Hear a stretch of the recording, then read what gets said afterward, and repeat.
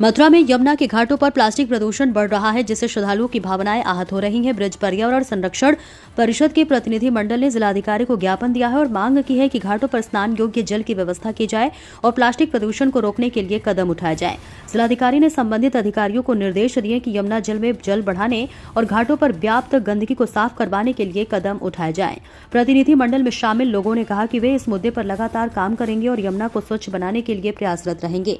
अभिषेक सिंह की रिपोर्ट। बताएं, क्या नाम है आपका, क्या पूरा मामला है? मैं महामंडलेश्वर चित्र सुरेशानंद अखाड़ा श्री चित्रकूट पीठ से। आज हमने यहाँ यमुना पॉल्यूशन के संबंध में ज्ञापन दिया है जिला प्रशासन को। स्थिति ये है कि यमुना पॉल्यूशन तो बहुत लंबे समय से है और दूर हो ही नहीं रहा है। यहाँ तक कि सुप्रीम कोर्ट में भी इसकी याचिकाएं अनेकों लगी, एनजीटी में याचिका लगी। वास्तविकता ये है कि पॉल्यूशन इसलिए दूर नहीं हो रहा कि हाई कोर्ट के जो निर्देश हैं, जो आदेश हैं, उनका प्रशासन द्वारा पालन ही नहीं किया जा रहा है। स्थिति है अगर 50% भी इसका पालन कर जाए, यमुना प्रदूषण काफी हद तक दूर हो सकता है। अब स्थिति ये हो गई है कि न हाई कोर्ट में जाने की जरूरत है, न एनजीटी में जाने की जरूरत है। अब केवल आवश्यकता इस बात की रह गई है कि अवमानना की कार्रवाई जिला प्रशासन के साथ की जाए।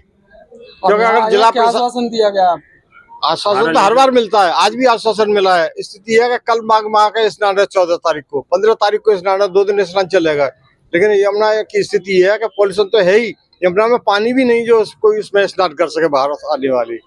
मेरा कहने का मतलब ये है कि यमुना पॉल्यूशन के बारे में अब याचिका करने की आवश्यकता नहीं है। आवश्यकता है कि अवमानना की कार्रवाई की जाए, क्योंकि जिला प्रशासन अगर 50% भी कार्रवाई कर ले, यमुना पॉल्यूशन काफी हद तक दूर हो जाएगा। वंदना चतुर्वेदी है। क्या कुछ समस्या है आज आपने ज्ञापन सौंपा है? हमारी समस्या नहीं, ये पूरे ब्रजवासियों की समस्या है, ये पूरे मथुरा वासियों की समस्या है। यमुना पॉल्यूशन एक बहुत लंबे समय से बिगड़ा हुआ है। हमने इसके लिए supreme court, high court, NGT में रिट दायर की। अगर उन आदेशों को हमारा जिला प्रशासन फॉलो कर ले तो मैं जानता हूं कि यमुना प्रदूषण नहीं रहेगा। एक बात, पहले हमारे नोडल अधिकारी और पॉल्यूशन अधिकारी हर महीने हम लोगों की मॉनिटरिंग कमेटी की मीटिंग कराते थे। चूंकि मैं मॉनिटरिंग कमेटी का मेंबर रहा, यहाँ थे। आज स्थिति ये है कि 2 साल से एक भी मॉनिटरिंग कमेटी की बैठक नहीं हुई। प्रदूषण नियंत्रण बोर्ड अपने घर में बैठ करके ही यमुना की नित्य प्रति ऑक्सीजन का लेवल भेज देते हैं, जो हमारी न्यायपालिकाओं में भी जाता है और कार्यपालिकाओं में जाता है। मैं आपके चैनलों के माध्यम से ये संपूर्ण जनता को बताना चाहता हूँ कि गवर्नमेंट के जो अधिकारी हैं, न तो वो कार्यपालिका के आदेश का पालन कर पा रहे हैं, न वो न्यायपालिका के कार्यों का आदेश कर पा रहे हैं, जिसके चलते यमुना घोर प्रदूषित हो गई है। एक समस्या अभी हाल में और प्रशासन ने क्रिएट कर दी हमारे लिए कि नाव में जमुना जी पर ये मोटर बोट चलवा दी। मोटर बोट एक नहीं है, सैकड़ों की तादाद में है। इनमें आदमी जब सैर सपाटे करते हैं, समोसे के दोने लाते हैं, नमकीनों के पाउच लाते हैं, सिगरेटों के पाउच होते हैं, पानी की वो होती हैं, और जब संध्या को मंचले लोग बोटिंगों में करते हैं तो शराब की बोतल होती हैं, वो सारा यमुना में आता है।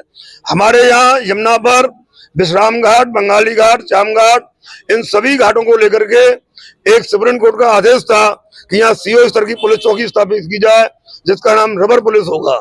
कभी आज तक एक दीवान भी वहां नहीं दिखता है। इन सबके चलते यमुना में जल के जीव अब समाप्त हो गए, मरने लगे।